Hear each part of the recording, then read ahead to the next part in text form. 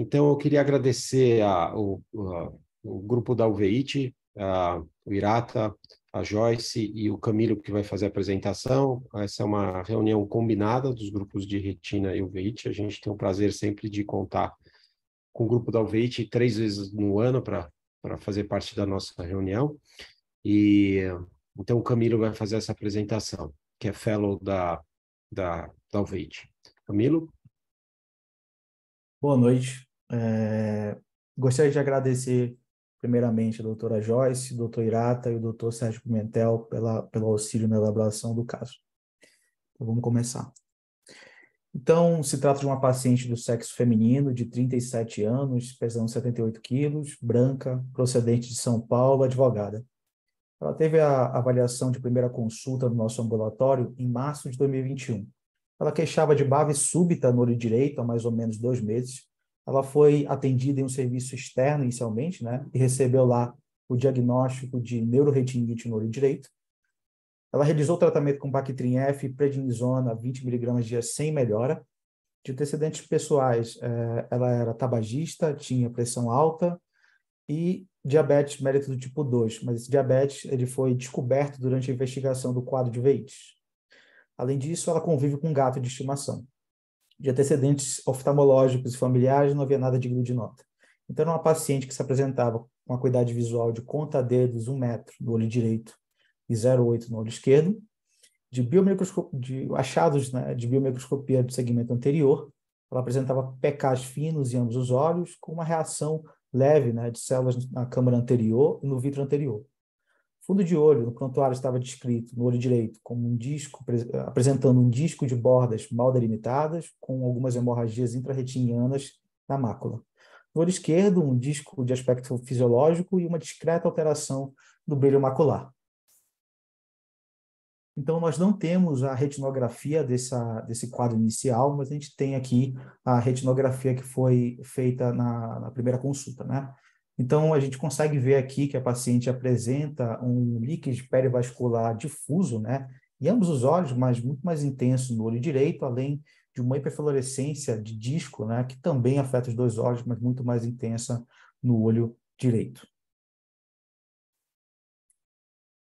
No OCT, nós conseguimos ver que no olho direito existe esse pequeno filamento da retina interna na região foveal, além da presença de pontos hiperreflectantes na retina interna e também no vítreo posterior, sugerindo a presença aqui de algumas células inflamatórias, além da presença de um DEP, de um DNS, né, subfoveal no olho direito. No olho esquerdo, o exame não apresentava nenhuma alteração grosseira, a não ser, talvez, a presença de alguns pontos hiperreflectantes aqui no vítreo posterior, também sugerindo a presença de células. Bom, de rastreio infeccioso, o que ela apresentou positivo foi um PPD de 10 milímetros e uma sorologia IgG positiva para Bartonella, na titulação de 1 para 1024. Então, toxoplasmose, ela era IgM, IgG não reativa, tá? Não reagente. Sífilis não reagente, também não reagente para CMV, Zoster, Epstein-Barr. Vírus herpes simples, ela IgM e IgG positivos, e na tomografia de tórax, ela apresentava micronódulos esparsos bilaterais, com opacidades pulmonares em vidro fosco sugestivas de processo inflamatório, que também do laudo consta que, dado o contexto epidemiológico do quadro, né, daquele ano, isso aqui poderia ser, inclusive, compatível com um quadro de inflamação viral, por exemplo, por coronavírus. Então, a nossa hipótese diagnóstica inicial para ela foi uma uveíte posterior bilateral assimétrica com vasculite de retina. De etiologia, nós interrogamos aqui para ela uma Bartonella ou uma tuberculose. Então, o caso foi discutido com o pessoal da MI e foi optado por iniciar o tratamento para as 2 condições, né, com o esquema RIP e doxiciclina, com previsão de uso para 4 semanas da doxiciclina. Bom, a paciente retornou em maio, né, queixando de uma piora da visão de ambos os olhos, né? Aqui a acuidade era de conta-dedos 20 centímetros, 0,7. E aqui ela já estava na vigência do D24 de tratamento para doxiciclina e RIP. Então, no fundo de olho, ela apresentava já uma lesão exudativa com hemorragias intrarretinianas na fóvea, além de neovasos de disco. No olho esquerdo, havia aqui uma interrogação da presença de neovasos. Então, agora nós temos a primeira retinografia do caso. A gente consegue ver essa lesão no centro da mácula de aspecto exudativo com hemorragias, e os neovasos de disco, bastante evidentes aqui no olho direito, né? E aqui, interrogados no olho esquerdo. Bom, o OCT mostra melhor essa lesão, né? Então a gente percebe agora que se trata de uma lesão mostrando um acometimento muito mais importante de retina interna, além também dessa exudação aqui por vítreo, com um aumento da quantidade de pontos hiperfluorescentes na retina e no vítreo posterior, além da presença de um descolamento sensorial retiniano envolvendo o centro da mácula. No olho esquerdo, que não tinha nenhuma alteração grosseira, agora a gente já consegue evidenciar um DNS subfoveal pequeno, além de alguns cistos aqui na região da fóvea perifóvea. Eu vou avançar um pouco no tempo, né, para mostrar para a gente avaliar esse outro achado aqui, que também é pertinente no caso, que são o surgimento também dessas lesões, desses infiltrados intrarretinianos, aqui acometendo a média periferia da retina. Aqui no OCT que passa pela lesão, a gente consegue ver que essas lesões acometem principalmente, né, retina interna e externa, mas principalmente externa, aqui causando até um abalamento focal da retina, e aqui na angiografia, cerca de 3 semanas depois, nós conseguimos ver que esses infiltrados têm essa característica de ser transitórios. Então, aqui já estão completamente resolvidos, inclusive na área do OCT, que a gente conseguiu fazer o follow-up. Então, resumindo o caso, mulher de 37 anos, branca, de São Paulo, queixando de uma baixa da visão aguda no olho direito, mas que já chegou para a gente com 2 meses de evolução. Nos exames iniciais relevantes, ela tinha uma sorologia IgG positiva para Bartonella, de titulação de 1 para 1024, e um PPD positivo de 10 milímetros. Nossa hipótese de diagnóstico inicial foi uma neuroretinite com vasculite de retina por Bartonella ou tuberculose. Aqui ela já estava no D24 de tratamento com a doxiciclina e para tuberculose com esquema RIP, além de usar prednisona na dose de 40 miligramas dia, mais ou menos meio miligrama quilo dia, né? E evoluindo com essa piora da visão e o surgimento dessa nova lesão na mácula. Então, nesse momento, eu gostaria de abrir a discussão com os participantes em relação à hipótese diagnóstica e as condutas nesse momento. Perfeito. Então, o caso com uma suspeita diagnóstica inicial e, apesar do tratamento, não teve nenhuma resolução, ao contrário, teve piora, né?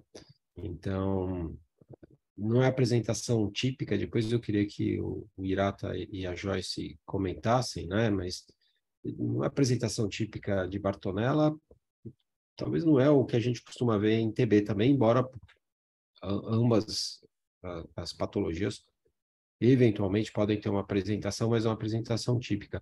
Cleide e André, o que vocês pensam que pode estar causando isso nessa mulher de meia idade? Bom, eu penso que, já que não respondeu, está excluído os diagnósticos, então, de Bartonella e de TB, então eu pensaria, não sei se foram investigados os vírus em geral, HTLV, citomegalo, herpes, zoster, mas acho que uma investigação continuando nessa... já foi, tá tudo negativo, né? E, então, já que foram excluídos esses vírus, eu penso que uma coisa que me chamou a atenção é nessa foto, exatamente no olho direito, o corte horizontal superior, esse afilamento da retina macular, na retina interna, né, sugerindo aí uma coisa isquêmica. A outra coisa que me chamou a atenção na evolução é a reação vítrea, muito importante, acho que podia voltar mais para frente, né? Isso. Esse tufo aí de inflamação sobre a mácula, e mais aquela lesão, tipo um exudato, esse exudato que depois desapareceu, que me lembrou fungo, né? Mas aí também para a gente imaginar que ela tivesse uma infecção fúngica bilateral, e sendo saudável, né? A única coisa que ela tinha era aí uma suspeita de diabetes, e do restante, quer dizer, ela teria que ter uma infecção endógena por fungo bilateral, difícil numa pessoa que está saudável, né?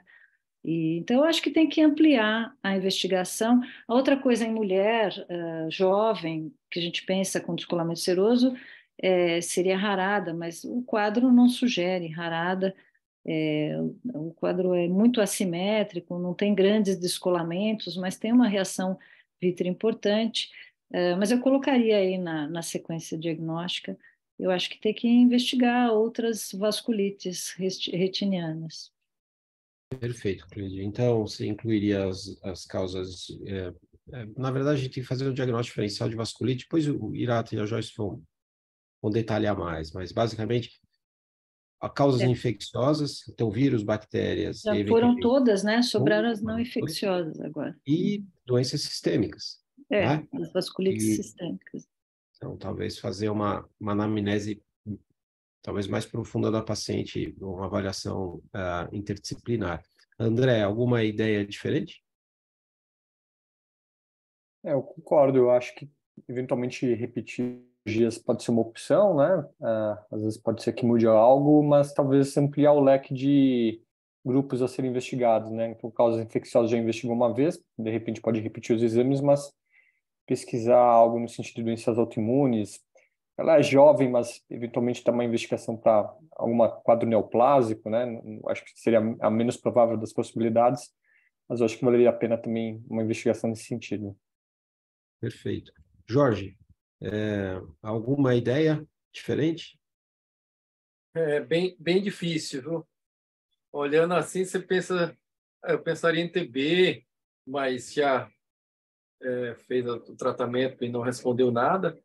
Outra coisa, eu pensaria em sarcoidose, que também podia ser uma vasculite, mas deixar os universitários aí decifrar esse enigma. Ótimo. O caso é bem interessante. Irata, se você quer fazer um comentário agora nesse ponto, então, em relação aos diagnósticos iniciais, e se você costuma ver inicialmente TB com essa manifestação, com essa vasculite grande, bem assimétrica, né? E Bartonella também com essa manifestação, sem uma manifestação sem exudação macular no olho direito, mas mais com uma alteração isquêmica, né, como a Cleide chamou a atenção, né, e exudativa, né, e quais são as hipóteses, além de sarcoidose, né, que o Jorge comentou, para essa paciente? Veja bem, Sérgio, quando a gente pega um caso como esse, inicialmente, o primeiro diagnóstico de uma neuroretinite associada a uma vasculite, eu acho que ele é bem pertinente. Veja, ele tem um edema e hiperemia do disco, tem uma acuidade visual bastante comprometida, de visual de conta-dedos. Eu não sei se foi visto um defeito aferente relativo ou não, que seria uma informação que seria importante, mas eu acho que é bem compatível um diagnóstico de neuroretinite associado a vasculite de retina. Quando você tem um quadro de neuroretinite, mesmo não tendo a exudação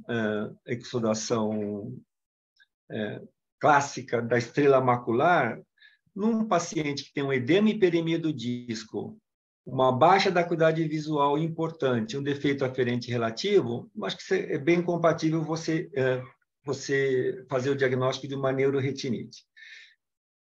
Quando você tem uma neuroretinite, embora a manifestação mais frequente da Bartonella não seja uma neuroretinite, seja focos de retinite, às vezes múltiplo e às vezes bilaterais, podendo às vezes estar associada à vasculite de retina. Essa é a manifestação mais frequente. Mas a mais típica da Bartonella é, sem dúvida, uma neuroretinite. Então, num paciente com esse quadro, falando numa paciente que tem contato íntimo com gato, eu acho que Bartonella merece ser investigada e é uma etiologia importante a ser considerada. Tuberculose também, vasculite de retina, uma das manifestações que são caracterizadas como uma manifestação mais ou menos típica da tuberculose são as vasculites de retina, tá? E às vezes ela pode ser bilateral. Então, sim, eu acho que o quadro poderia ser bem compatível tanto com Bartonella quanto com a tuberculose.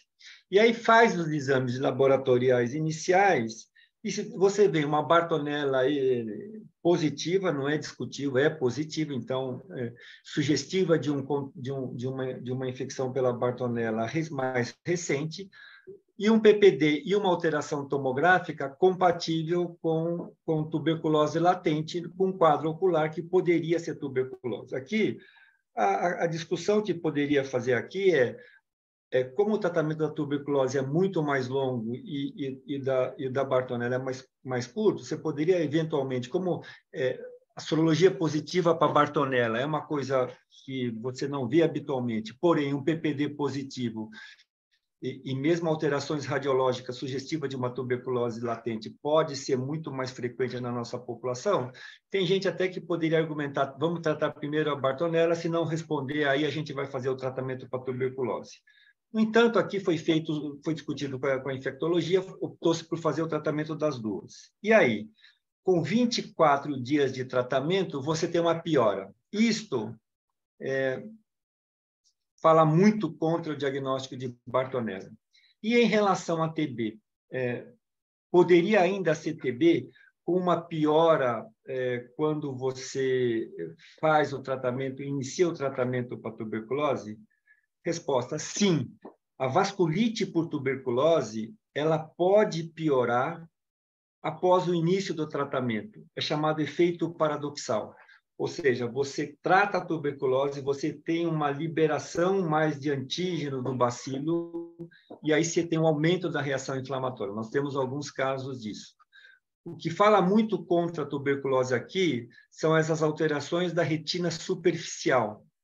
Veja que na tuberculose, isso eu falo de uma maneira geral, não que isso exclua, mas, como regra geral, doença que compromete retina superficial, doença infecciosa que compromete retina superficial, geralmente é toxoplasmose, infecção viral por vírus herpes e Bartonella.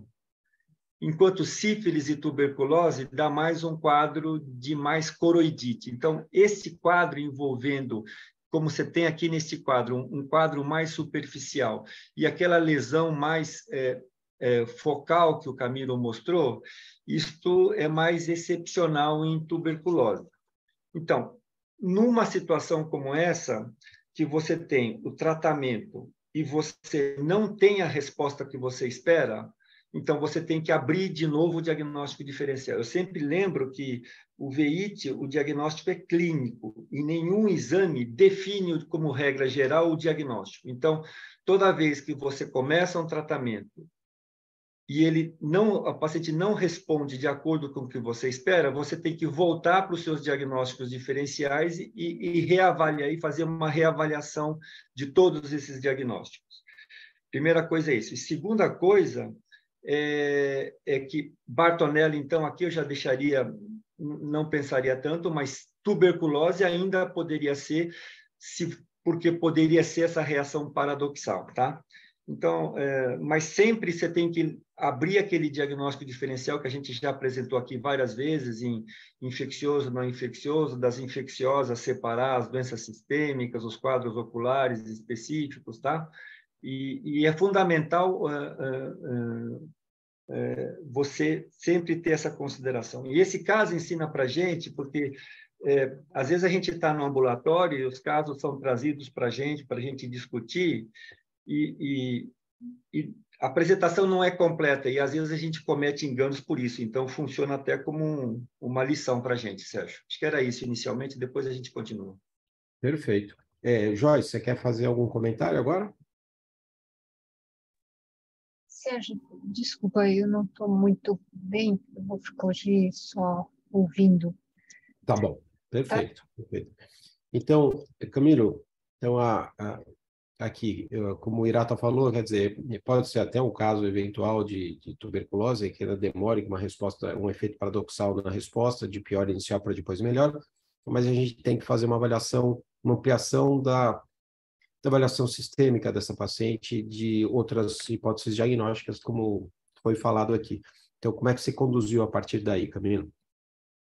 Vou continuar, então. Então, nesse momento, a nossa hipótese diagnóstica, que seria aquilo que o professor Irata comentou, né, uma reação paradoxal ao tratamento, Como conduta, foi realizado o incremento da dose do corticoide, a gente subiu para mais ou menos 1 miligrama quilo dia, e mantivemos os tratamentos específicos tanto para tuberculose quanto para Bartonella. Então, a gente consegue observar aqui na foto de baixo que após 3 semanas com o aumento do corticoide, houve uma melhora importante, né, da lesão e do edema macular.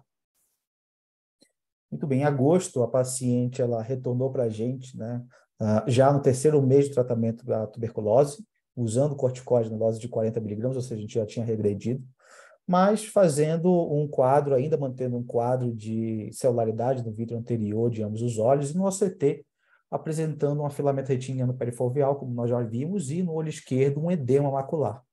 Então, diante dessa nova piora, né, em vigência do tratamento para tuberculose e do corticoide na dose de 0,5 miligrama quilo, foi pensado em outros, a gente teve que fazer essa avaliação pensando em outros diagnósticos, considerando talvez uma bartonelose, pela discussão com a EMI, de que se poderia ter sido um tratamento com tempo insuficiente, apesar de ela ter usado por 8 semanas a doxiciclina, ou, de repente, uma tuberculose, né, multidrogas resistente, né, já ampliando nossos diagnósticos diferenciais.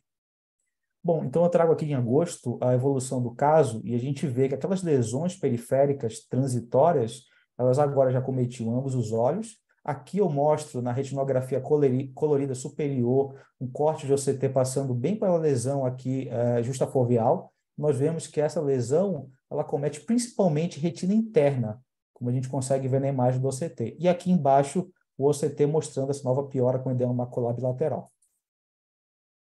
Bom, em outubro, a paciente interrompeu por conta própria o tratamento com a prednisona e ela perdeu algumas consultas e voltou só quando teve uma nova piora da visão, já fazendo um quadro de reativação, né, da inflamação do segmento anterior no olho direito, mais intenso no olho direito, com 2 cruzes de células na câmara anterior, no vidro anterior. E o OCT mostrava uma piora do edema macular, como a gente consegue ver aqui no OCT na linha de baixo, né, no olho esquerdo. Então, diante dessa evolução recorrente, nessa evolução não satisfatória do tratamento até então, a gente, de novo, reinvestigou a paciente, e aí ela já trouxe para a gente uma história de úlceras orais de repetição, que ela já havia apresentando, inclusive, há alguns meses anteriores, né? E essas úlceras, elas eram dolorosas e melhoravam espontaneamente. Então, diante desse quadro com evolução insatisfatória e do novo achado da história clínica aqui de úlceras orais, a gente trocou o diagnóstico para a doença de BC. E aqui iniciamos, então, o tratamento, incluindo a imunossupressão com azatioprina. Em novembro, a paciente retornou para a gente interrompendo por conta própria o tratamento para tuberculose, né, por conta de efeitos adversos gastrointestinais, né? Então, ela interrompeu o tratamento, mas ainda fazia uso da azatioprina e da prednisona. Ela apresentava, então, uma melhora parcial do edema macular, apesar da imunossupressão. Diante desse quadro ainda em atividade, dessa visão baixa, né, de conta-dedos, meio metro, 50 centímetros no olho direito e 0,3 no olho esquerdo, a gente discutiu com a reumato o incremento da imunossupressão e foi optado por uma pulsoterapia com a metilprednisolona e voltar com o esquema RI por pelo menos 12 meses. Aqui a gente consegue ver que em dezembro, ou seja, 10 dias após a pulso com metilprednisolona, ela teve uma resposta parcial com relação ao edema macular. Ganhou uma linha de visão apenas. E em maio, ela retorna já concluindo 12 meses de tratamento para tuberculose. Ela já estava também, ela tinha trocado os imunossupressores, né? Ela passou para micofenolato na dose de 3 gramas dia por conta de tolerância ao uso da azatioprina. A gente também já havia associado adalimumab por conta da refratariedade do quadro e ainda estava fazendo o uso da prednisona em dose alta, 30 miligramas dia. Então, ela mantinha, ainda assim, um quadro de vasculite ativa e é aqui, em maio, ela também complicou com uma oclusão de ramo de veia central da retina na arcada temporal superior no olho esquerdo. Como ela era uma paciente que já não tolerava o aumento do corticoide, já estava fazendo uso do corticoide dose alta há muito tempo, a gente optou por, nesse momento, fazer um tratamento, né, adjuvante com triancinolona subtenoiana, ou seja, o tratamento local no olho esquerdo. Aqui eu mostro, né, uma retinografia, um OCT, cerca de 9 semanas após a triancinolona, a gente vê que ela apresentou uma resposta do olho esquerdo aqui no OCT com relação a edema macular com a triancinolona. Aqui na retinografia nós vemos também algumas hemorragias já em absorção da oclusão de ramo. No olho direito existe esse infiltrado aqui em ATI, também com umas hemorragias superficiais aqui adjacentes, e aqui no OCT a gente já mostra essa evolução, né, com umas alterações aqui degenerativas da retina, né, talvez até fazendo um buraco lamelar aqui no olho direito. Só que no olho esquerdo, que fez a injeção de Trianci, ela evoluiu com o aumento da pressão, né, foi para 28. Em outubro, né, já ainda na vigência da imunossupressão, ela teve uma nova recorrência, uma nova piora do edema macular. Ela conseguiu controlar a pressão do olho esquerdo com 3 hipotensores. Então, como a paciente teve essa resposta de aumento de PIL, nós não consideramos mais fazer tratamento local. Discutimos com a reumatologia por conta da vigência da atividade da doença e optamos por trocar o biológico, né, o anti-TNF, por outro anti-TNF, o infliximab. Só que essa droga estava com previsão de demorar para ser liberada no HC, então a Reumato propôs fazer pulso de ciclofosfamida, pulso pensal, como uma droga de ponte até conseguir o infliximab. E aqui eu trago, né, que a paciente respondeu bem à pulsoterapia com a ciclofosfamida. Aqui na imagem do meio a gente consegue ver 14 dias após a pulsoterapia, e aqui na imagem inferior, né, 9 semanas após a pulsoterapia, já 1 mês usando o infliximab. Inclusive, a paciente melhorou a edema macular e melhorou a visão também, alcançando uma visão de 0,6 no olho esquerdo. Aqui a última avaliação, a paciente está usando o infliximab numa dose de a cada 6 semanas, então aumentou, né, ela estava usando de 8 em 8, mas ela foi para 6 em 6 por conta da refratariedade da vasculite. Ela teve um aumento das transaminases importante depois da pulsoterapia com a ciclofosfamida, então o bicofenolato foi suspenso, mas foi reintroduzido numa dose menor pela reumatologia, né? E está usando prednisona numa dose ainda de 0,25 mg a quilo. Aqui a gente consegue ver que, apesar de ter apresentado essa melhora da edema macular, ela teve uma baixa de visão, né? Foi para conta-dedos o olho esquerdo aqui, e essa acuidade visual ela foi medida sem correção, né? Então, pode ter aqui algum componente refracional, mas ainda assim foi uma visão menor do que a gente poderia esperar olhando simplesmente para o OCT, né?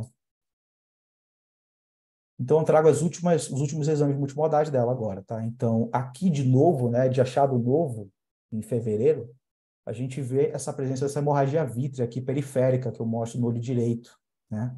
E essa hemorragia provavelmente se deu por conta dessa vascularização de disco, né, que ela tem em ambos os olhos. Como vocês podem ver aqui, eu vou dar um zoom para a gente ver os neovasos aqui de disco, tanto no olho direito e no olho esquerdo. Agora, esse não é um achado, né, novo, na verdade, eu trago aqui a evolução desse achado, porque tem documentação dessa neovascularização de disco desde junho de 2021, né, em ambos os olhos, como vocês podem ver aqui.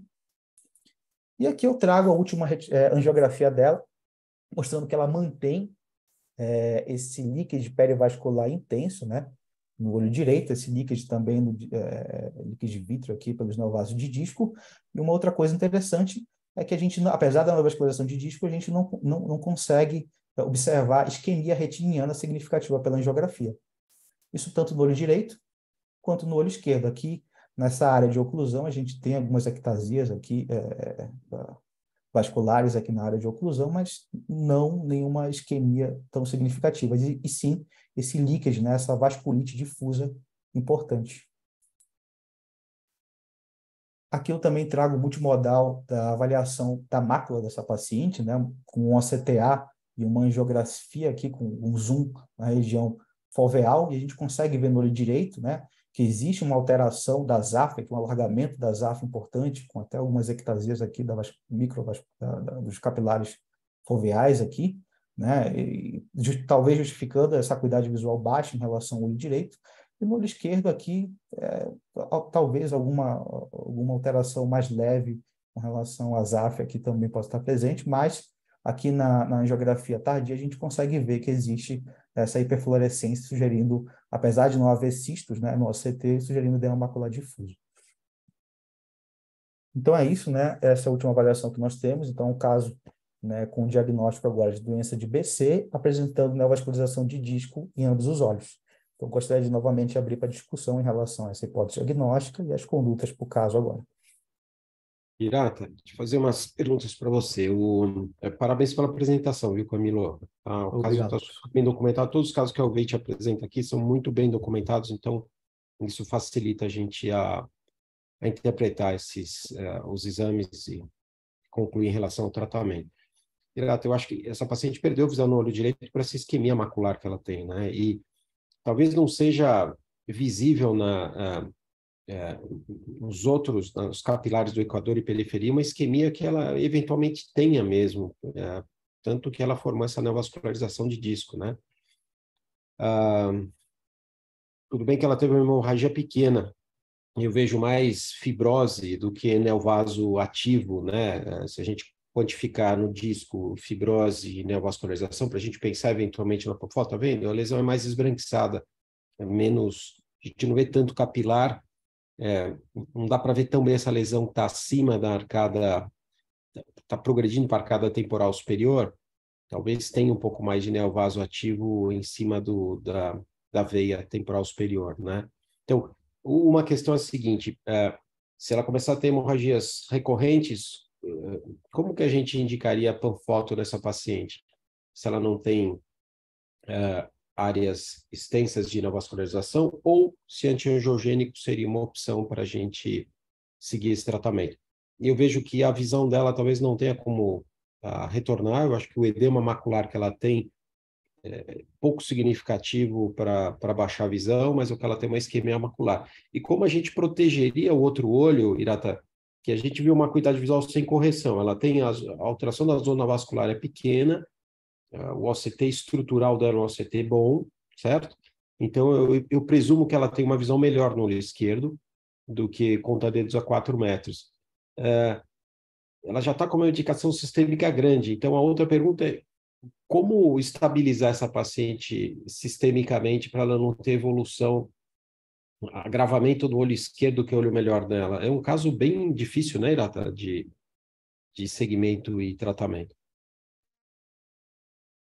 Bom, Sérgio, a primeira coisa que eu queria falar é o seguinte.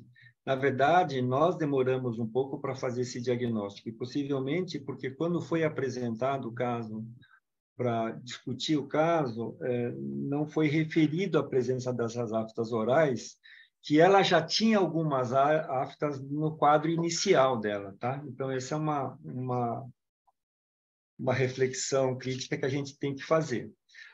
Agora, mesmo que a gente suspeite... Veja bem, a doença de IBC, o diagnóstico é clínico, então não tem nenhum exame que vai marcar a doença de IBC.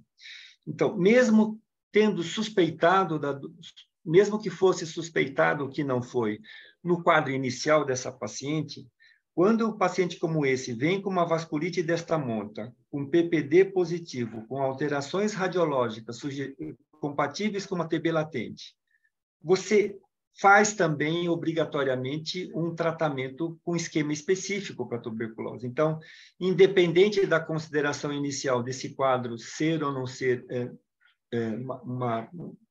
uma doença imunomediada, com este quadro, você obrigatoriamente faz um tratamento específico para tuberculose, até porque se você vai tratar uma doença imunomediada com imunossupressor, você pode exacerbar esse quadro, eventual quadro latente que essa paciente tem. Primeira coisa isso. Segundo, mesmo que fosse suspeitado desse diagnóstico inicial, com essa sorologia para Bartonella, eu acho que todos iriam tratar também para Bartonella, tá?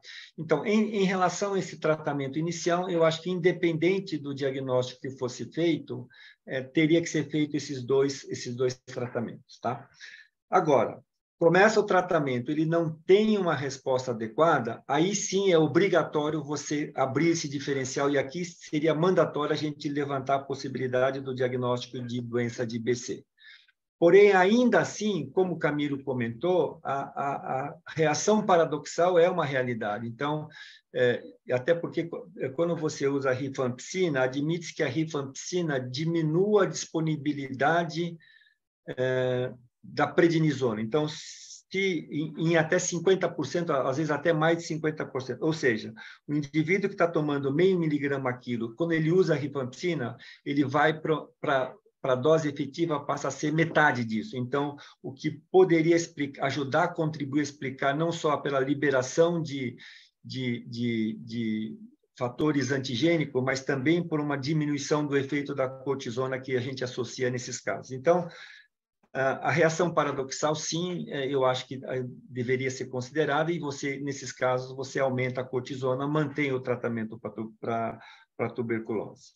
Depois de 2 meses, isso é muito, é um pouco de achismo, mas quando tem piora, depois de 2 meses, praticamente você exclui essa possibilidade de reação paradoxal. Tem gente que entre 2 e 3 meses ainda considera, mas como regra geral, piorou depois de 2 meses, você não vai pensar mais numa reação paradoxal, e aí, obrigatoriamente, você vai ter que reinvestigar, e nesse caso, não tem dúvida, o diagnóstico que a gente ficaria é com diagnóstico de doença de BC, tá? Em relação ao tratamento, doença de BC com envolvimento posterior é igual a imunossupressão. Então, aqui o tratamento é imunossupressão, e você vai fazendo e adicionando drogas na medida em que você tenha ou não a resposta a esse tratamento. Então, veja que ela usou drogas bastante agressivas. Ela já usou azatioprina, micofenolato, fez pulsoterapia com ciclofosfamida, que é um tratamento que a reumato, como regra geral, não faz mais do que 6 meses pelo risco de efeitos colaterais. E depois começou primeiro o anti-TNF-alfa, o adalimumab, e agora está com o infliximab, um segundo. E sempre que você usa isso, você associa também um antimetabólico para diminuir o risco de desenvolvimento de anticorpo contra o adalimumab ou infliximab, tá?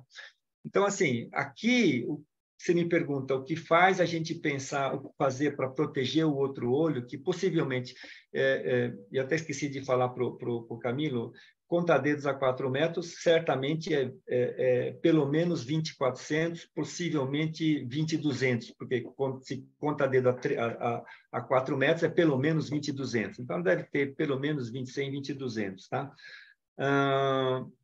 Mas, assim, o que tem que fazer aí a gente vai ter que ver com os clínicos, ver qual é o tratamento mais agressivo que a gente tem para poder controlar esse processo. Agora, o que não devemos usar como parâmetro isoladamente é o vazamento perivascular. Porque o indivíduo que fica com esse vazamento dessa monta durante 1 ano, mesmo que você conseguisse controlar o processo inflamatório, esse vazamento pode demorar muito tempo a desaparecer. Então, não que a gente não deva valorizar, mas não depender desse achado para considerar uma resposta terapêutica ou não. Claro que se você está tratando e piora o vazamento, isso significa uma não resposta ao tratamento. Porém, a manutenção desse vazamento não necessariamente significa uma não resposta ao tratamento. Então, você tem que ver se aparece edema de mácula, aí sim é um sinal clínico de não controle da doença. Se você tem aumento da celularidade do vítreo, aumento da turvação vítrea, você também leva isso em consideração, tá? Então, nem sempre é fácil a gente avaliar a vasculite de retina crônica, se ela está ativa ou não, se ela teve uma melhora ou não, só pela angiofluorescenografia. E em relação a isso que você comentou, de que ela, talvez da mesma forma que ela tenha essas obstruções vasculares na área foveal, talvez ela pudesse ter na periferia.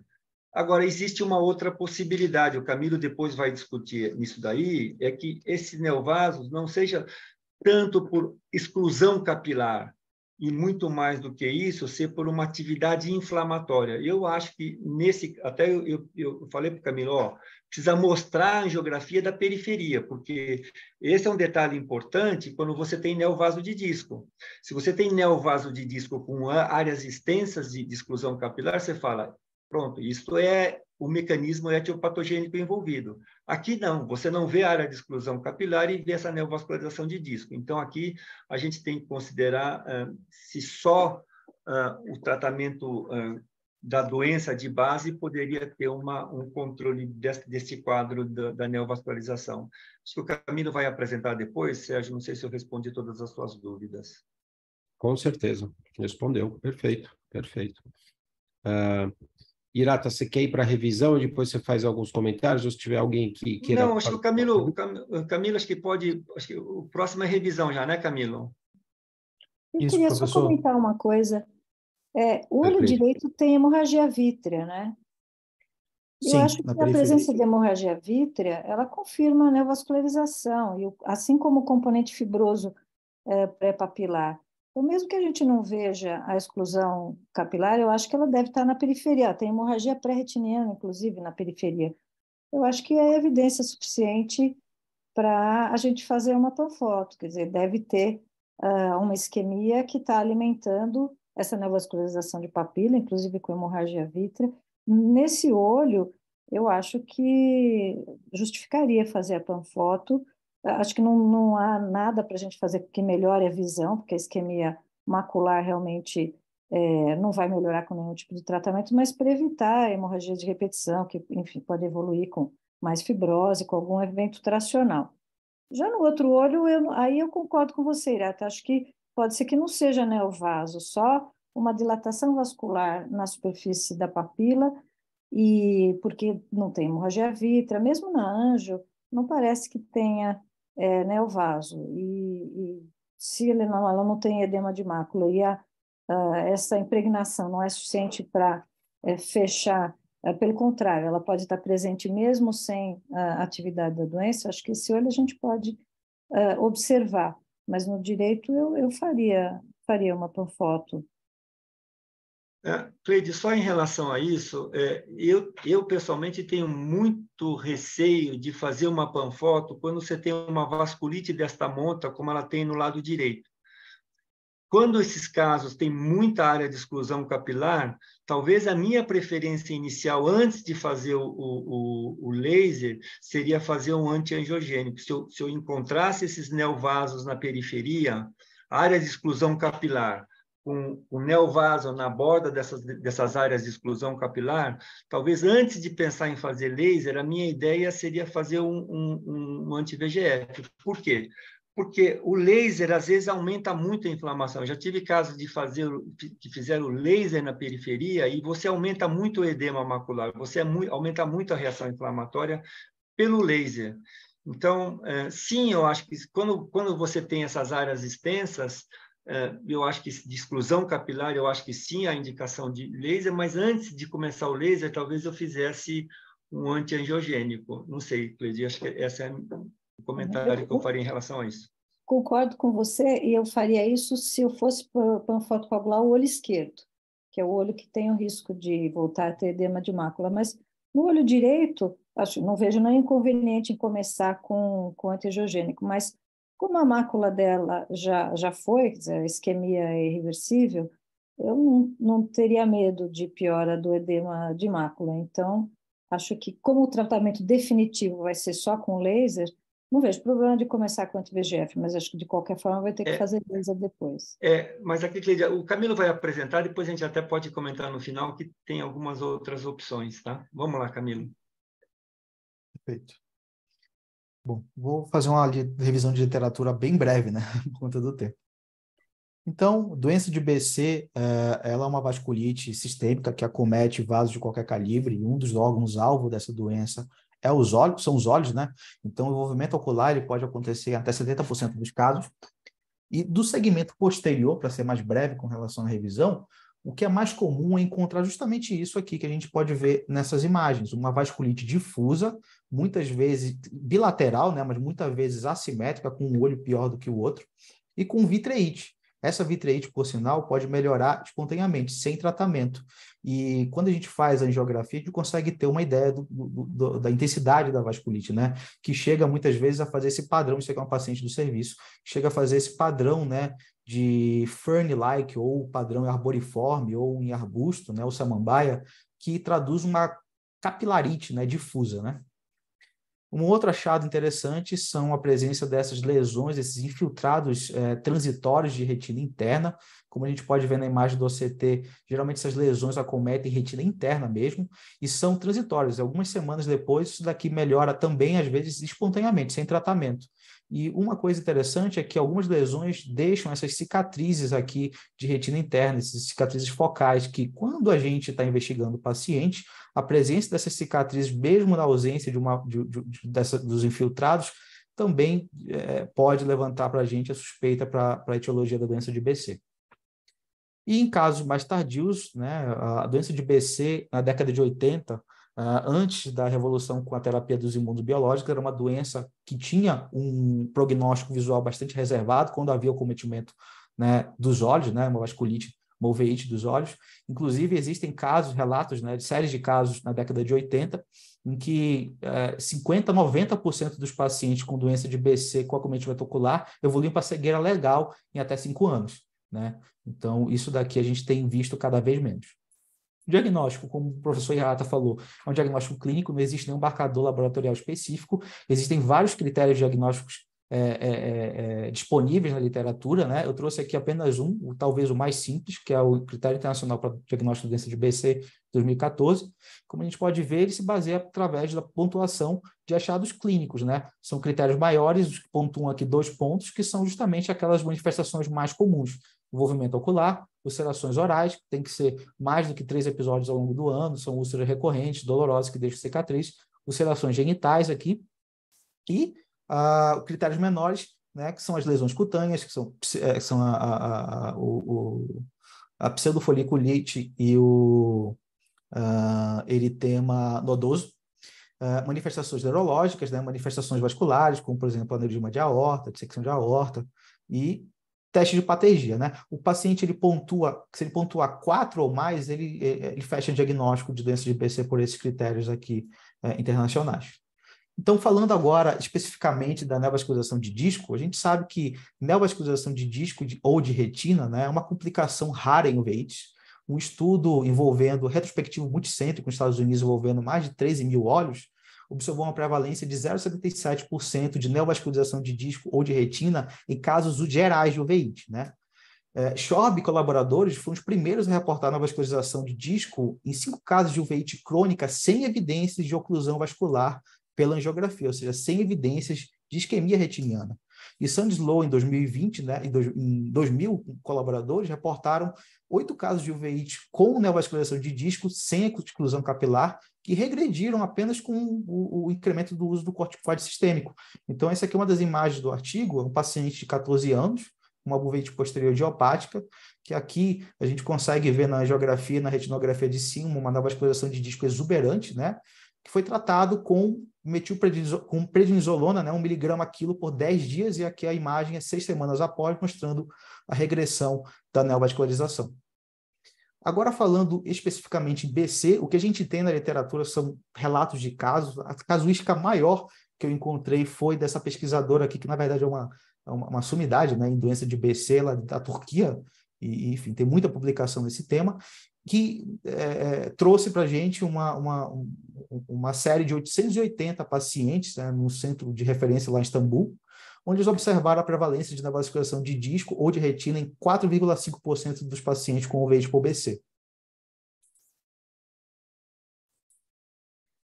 Lá no artigo, os autores também trazem que, na maioria dos casos, em 87% dos casos, na verdade, esses pacientes com neovascularização de disco ou retina não apresentavam evidências importantes de isquemia retiniana, né?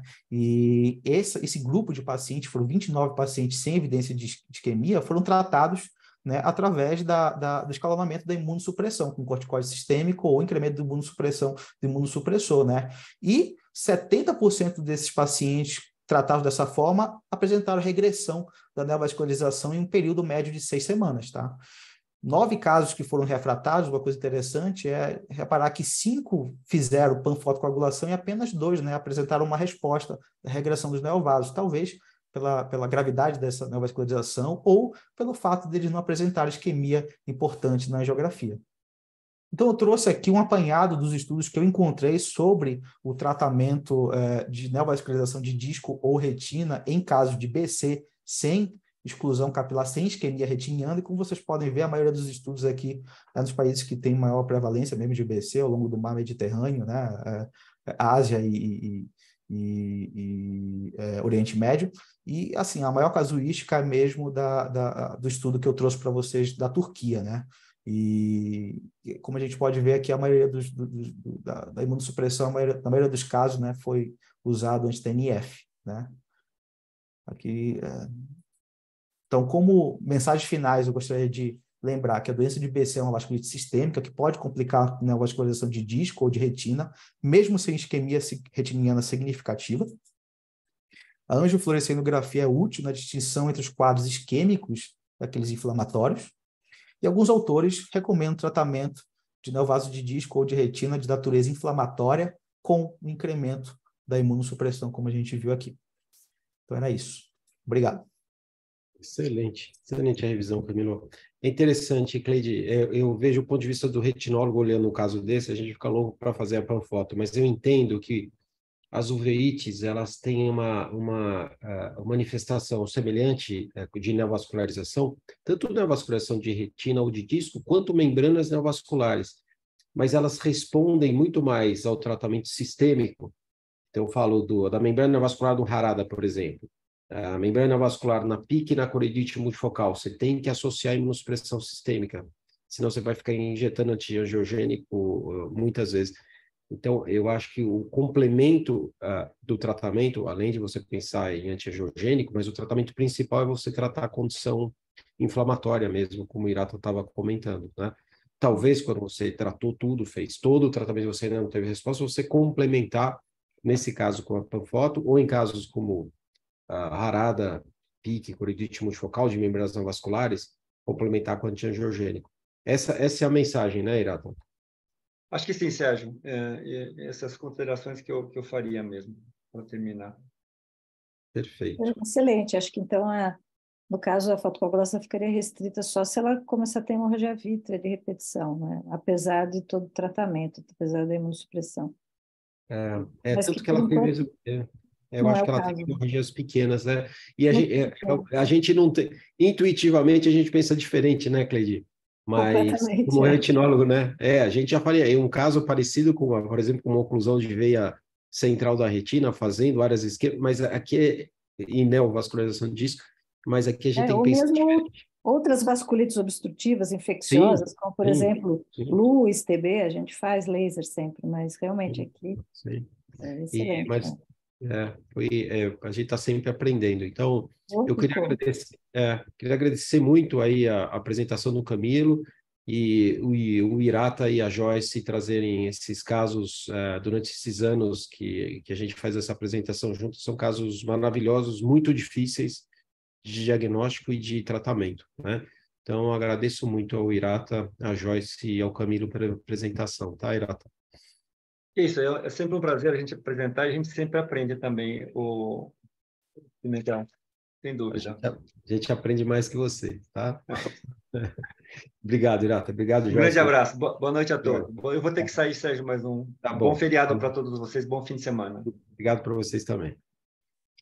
Camilo, se você puder descompartilhar a tela, a gente vai Obrigado, seguir. viu, professor? Obrigado, viu, Camilo? Parabéns pela apresentação, tá? Obrigado. Super didático, excelente. Agora eu queria que a Joyce está se despedindo de todo mundo. Boa noite, Joyce. Boa recuperação. E aí o Nicolas, QR3 de retina, vai apresentar a imagem da semana. Nicolas. Boa noite a todos. Prazer estar aqui apresentando a imagem da semana desta reunião. Meu nome é Nicolas, sou R3 aqui do serviço. Antes de começar, queria agradecer ao Dr. Sérgio pela ajuda na elaboração da apresentação e da discussão da imagem. Nossa imagem da semana trata-se de um homem de 49 anos, branco, com uma queixa de baixa divisão em olho direito há 6 meses. Aqui a retinografia e aqui eu trago também maior aumento com detalhe da lesão em questão aqui na imagem. Então, a imagem tem uma avaliação multimodal para complementar. Mas o que vocês veem de alteração aqui? Jorge, André e Cleide. O que chama alguma coisa a atenção? Olha acima da mácula, se vocês notam, tem os vasos Tem estão um um pouquinho descolamento aqui, em cima da mácula temporal ótimo. superior, pegando fóvea. Se você notar aqui, é enorme, parecendo um descolamento seroso. Só que no meio desse descolamento seroso tem uma área meio branco, acinzentada, escurecida, aqui parecendo uma cunha, que é diferente desse descolamento seroso. Você tem um descolamento seroso, que vai bem maior, digamos assim, uns mais de 20 diâmetros de papila, e no centro, pegando a fóvea, com o vértice superior, você tem uma área cinzentada, lembrando muito uma membrana clássica, com aquela cor que eles chamam de âmbar. Mas vamos para frente, que eu não sei o que é isso ainda não. Tá. Então, alguém... Ótimo, Jorge. Então, esse paciente tem um descolamento seroso mesmo, que é difícil de observar por essa imagem. Mas o Jorge viu esses vasos estão um pouquinho tortuosos em cima, estão um pouquinho elevados, então tem um descolamento seroso, certo? Agora, Cleide e André, alguma coisa a mais aí para ajudar no diagnóstico, não? Eu acho que essa lesão esbranquiçada poderia ser um edema intrarretiniano, tipo um PAN. Não me parece uma membrana, mas a imagem eu não conseguiria nem ver o descolamento seroso. Ótimo. Para brincar que só via o aumento da escavação. Não, mas o descolamento seroso... Agora, tudo bem, com essa foto a gente tem uma ideia do que pedir além disso, então a gente vai ampliar a avaliação desse paciente com uma autofluorescência e com OCT. Então, Nicolas, você quer mostrar os outros? Mostro sim, professor. Aqui eu trago a comparação, né, da retinografia e autofluorescência, e aqui em maior aumento a autofluorescência. Alguma ideia, então, do que possa ser com essa hiperalto nessa região do descolamento seroso eventual que o Jorge chamou a atenção? Sofrimento crônico aí da epitélio pigmentar, lembrando muito serosa crônica, parecendo com um sinal de cascata, só que não desce, né? Teoricamente, pela gravidade, se fosse uma serosa, teria que ter ela seguir o caminho e descer até a arcada temporal inferior. Ele só tem um sofrimento bem localizado, na mesma conformação daquela lesão âmbar que tem o vértice superior. O que chama a atenção é que tem um componente de hiperautofluorescência muito proeminente aí, né? Para pensar em serosa crônica, né? Serose crônica a gente vê um mosqueamento maior, né? Parece que o componente um sofrimento mais recente, concordo com você.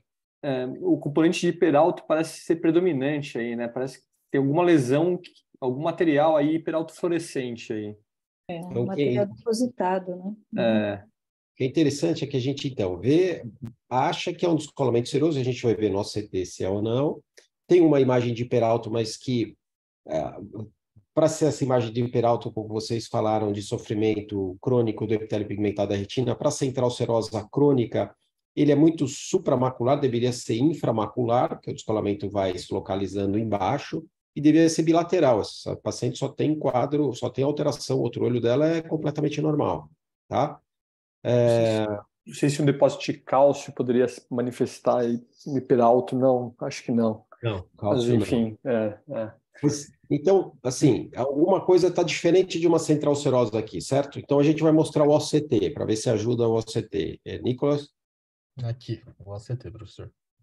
Então, olha, a gente confirmou que tem descolamento seroso, confirmou que tem um espessamento da retina externa aqui, do segmento externo dos fotorreceptores. Esse descolamento ele é lobulado, né? Você vê aqui na região macular, mas tem também temporal o descolamento, certo? Alguma coisa a mais chama a atenção de vocês aqui? A coroide, né? Tem uma lesão na coroide aí. Com certeza. E que lesão na coroide é essa? Uma lesão hipo. Essas lesões tipo nevos, qualquer tumor, eles são muito parecidas, não são muito específicas na coroide. E aí uma proliferação do EPR em cima poderia dar aquela granulação hiperalto lá. Então, alguma coisa está acontecendo na coroide que está comprometendo o EPR secundariamente. Pode ser isso? Sim. E a gente não vê aqui a coroide, ela perde a nitidez. Se você for ver os vasos da coroide fora do descolamento seroso, nessa área que o Nicolas está mostrando, você vê a coroide normal aqui, né? Você vê vasos, os vasos da Haller, você vê a coriocapilar lá em cima, você vê o limite esclerocoroideu embaixo, né? A linha de demarcação, mas nessa área do descolamento seroso, tudo fica mais apagado. Vocês concordam? Você tem uma massa Massa. que comprime, que a coriocapilar toda ela está sendo destruída. Você está vendo um sinal de hiperrefletividade porque o APR também está sofrido. Então, você está mais branco. E você não tem a Sattler, né? A Halley, está tudo destruído aí. Você tem uma massa no lugar disso. Outra coisa no EPR que deve ser notado aqui é que o EPR não está linear aqui, ele está abaulado. Vocês concordam? Tá elevado. Está elevado, está Por essa abaulado. massa aí, Certo? pela comprimida. Tá, então tem alguma coisa na coroide. O Camilo falou de hemangioma circunscrito de coroide. O hemangioma circunscrito ele tem um aspecto um pouco diferente dessa apresentação, Camilo, mas seria uma hipótese para a gente considerar, certo? Nevos seria uma outra alteração, certo? Nevos também seria uma alteração. Osteoma de coroide, mas não estou vendo o percurso dos canais de Harvey, que é característico, não tem. Fica um pouquinho diferente, em geral ele é pele papilar, né? Aqui no macular pele papilar e é diferente. Só diferencial com massas, quais são as massas possíveis em coroide que poderiam elevar isso dessa forma. Agora, se a gente pensar em nevos pode acontecer com descolamento seroso, mas a elevação é muito grande para ser um nevos, né? Então, algum outro exame para a gente ver melhor coroide aqui? Ultrassom, né? Ultrassom. Então, vamos ver o ultrassom? É o clássico para a gente determinar o que seria para trás da coroide. Muito bom. O ultrassom tem essa massa aí, tá? E o Nicolas vai descrever alguma ideia do que pode ser isso ou não? Tem o iScan dessa massa aí? O iScan, ele tem uma refletividade interna homogênea, essa refletividade vai diminuindo ao longo do exame. Um ângulo capa. Tá bom. O modo A ele é importante aí na avaliação complementar, né, do ultrassom. Então, mas eu estou falando de verdade aqui na descrição. Não aparece, exatamente isso, André. Não aparece aqui o modo A é muito importante, mas o modo A é descrito. Então, o diagnóstico aqui, pelo ultrassom, por essas alterações multimodais, e por isso que é inusitado, é um melanoma simulando uma central serosa. É grave isso. É claro que o CTA ia ajudar demais, né? Porque ver o padrão de melanoma no CTA, o ângulo capa, você tem a entrada do som com pico e depois, pela exposição das células, ele vai decaindo, que é bem característico. Ia chamar muito mais atenção, porque, do ponto de vista do OCTB, não está tão característico. Está diferente a configuração do melanoma, mas é bem interessante, parecendo uma serose. É o melanoma com uma espessura de 1,4, com uma localização macular, e tem coisas atípicas, mas esse artigo é da Carol Shields, tá? Então, se você quiser discutir o diagnóstico, é só discutir com ela. Tá? E ela faz essa apresentação de alguns casos de isso, que o Nicolas vai completar, de central serosa sendo o diagnóstico de melanoma simulando central serose. Então, o Nicolas vai fazer essa revisão. Nicolas? Isso, como o professor falou, esse é um artigo que foi publicado agora esse ano, em fevereiro, no capítulo de retina da Ophthalmology. É um trabalho pelo grupo da Carol Shields. Eles pegaram uma série de casos retrospectivos lá do Wills Eyes, foram juntados 22 pacientes, né, analisados desde 2004 até 2022, pacientes que estavam no Wills Eyes ou foram referenciados para o Wills Eyes com diagnóstico inicial de central serosa, e ao longo do segmento foram feitos diagnósticos de melanoma, todos esses 22 pacientes. Então, como o professor falou, é um estudo bastante interessante, né, porque nos traz atenção a esse diagnóstico diferencial importante. Em relação ao melanoma uveal, ele é o tumor maligno primário intraocular mais comum na população adulta. Nos Estados Unidos, estima-se que a incidência dele é de 5 a cada 1 milhão. Apesar de raro, né, um diagnóstico extremamente importante, dada a sua morbidade, sua evolução, né? Os sintomas e evoluções dependem muito da localização e da característica.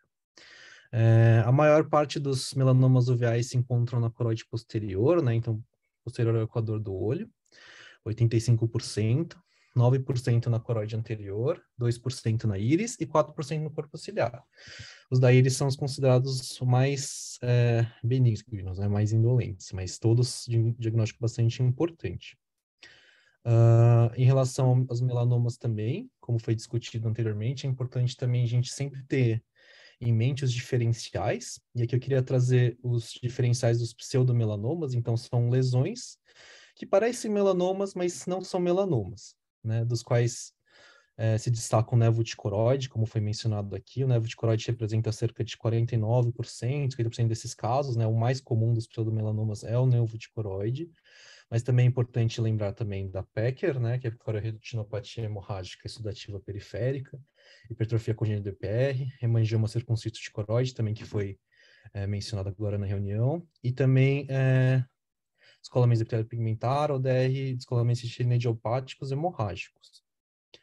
Em relação a isso, eu queria trazer também esse mnemônico do névoa de coroide, né, que é bastante importante, também da Carol Shields, que ela publicou o mnemônico To Find Small Ocular Melanoma Using Helpful Hints Daily, né? Então, para encontrar melanomas oculares pequenos, usando dicas úteis diariamente, né? Que nos ajuda a lembrar, aqui em inglês, né, o T da espessura, então lesões maiores do que 2 milímetros, o finds de fluido, né, a presença de fluido, os sintomas, então a evolução do paciente, sintoma, a aparência também da lesão, pigmentos, o tamanho, a distância da margem, o M da margem, o vazio acústico no ultrassom, a presença, ausência de halos, né, e a presença de drusas também. Então, isso acaba aumentando o risco, né, de ter uma lesão sugestiva de melanoma e também do névoa se desenvolver num melanoma, né, o crescimento do névoa num melanoma, caso tenha lesão presente. Então, isso é importante também não só para diferenciar, mas também para ajudar na prática diária a fazer um diagnóstico precoce do melanoma. Além dos pseudomelanomas, eu queria também trazer o que eles chamam de melanoma mascarado, ou seja, são lesões que são melanomas, mas que elas se passam por outras lesões, elas se escondem e, à primeira vista, não parecem ser um melanoma, apesar de serem um melanoma. Então, aqui também, névoa de coroide, metástases, então, são muito importantes. Hemangiomas e osteomas, também foi citado na reunião, né, osteomas. Também nódulos esclerais, os melanomas muitas vezes podem aparecer também simulando, mascarando um nódulo escleral, uma calcificação. E também inflamações escleríticas posteriores. E aqui eu queria trazer também, né, esse diagnóstico que muitas vezes é esquecido, né, do melanoma, que é a central serosa crônica. Aqui um breve resumo, um comparativo entre o melanoma de coroide e a central serosa crônica. Como discutido aqui, uma das principais coisas, né, que nos ajudam a levantar essa suspeita é a presença dessa massa na coroide, né, que nós vemos no CT, também no ultrassom. Ajuda também sinais na autofluorescência, principalmente a bilateralidade, né, na central serosa, e melanoma muito mais comum ser unilateral. E também as lesões dos PETs na autofluorescência. No OCT, é muito comum, apesar dos ambos apresentarem com fluido subretiniano, a presença do descolamento do epitélio pigmentar é característico da central serosa. E não se vê isso no melanoma. Outro exame que é muito importante é a angiofluorescência, onde na central serosa a gente observa aquele sinal clássico da chaminé e dos vazamentos também característicos. E a endocianina também bastante importante. Aqui eu queria trazer aqui o resumo, né, como a gente já comentou, né, das lesões aqui que nos ajudam a fazer a suspeita, como o Dr. Sérgio apontou, né, a lesão aqui na coroide, e as alterações também na autofluor, na retinografia e no ultrassom também. E aqui eu também uma imagem comparando, né, no artigo eles não mostram os exames contrastados, mas aqui a gente consegue ter uma comparação bastante ilustrativa de uma central serosa, em contraste com o melanoma de coroide. Aqui a gente vê aquela lesão, né, elevada em smokestack, né, em chaminé, e também no OCT, o descolamento do epitélio pigmentar.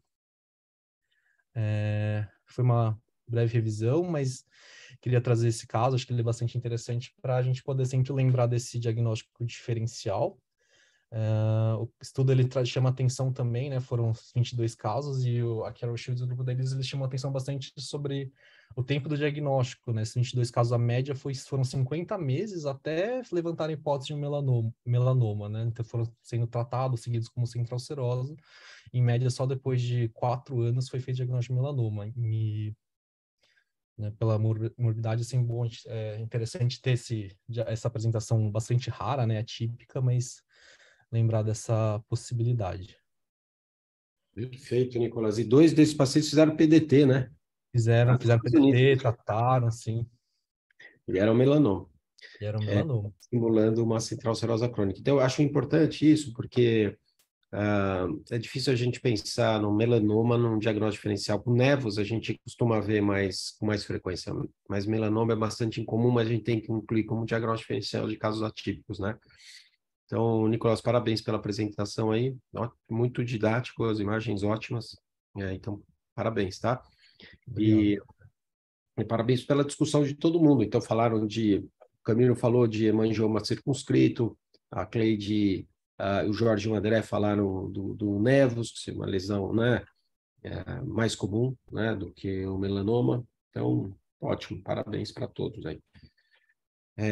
Igor, se você puder descompartilhar a tela, parabéns, tá? Ótimo. Agora a gente vai apresentar o artigo.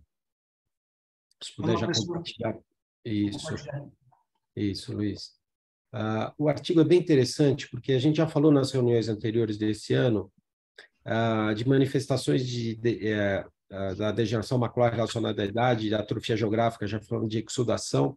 E esse artigo é uma meta-análise dos artigos que falam de fibrose em degeneração macular relacionada à idade, que é muito pouco falado, porque a gente não consegue tratar. Mas apesar de não conseguir tratar, a gente consegue prevenir se souber quais os biomarcadores que são mais importantes na apresentação de um caso com risco de formar fibrose e perda de fotorreceptor. Então, esse artigo avalia isso a partir de vários outros, né? Um artigo de meta-análise, muito extenso. Então, eu pedi, né, Luiz, para o Luiz resumir bastante, mas vale muito a leitura, muito instrutivo. Então, o Luiz vai detalhar isso para vocês, tá? Revisão de fibrose em DMRI.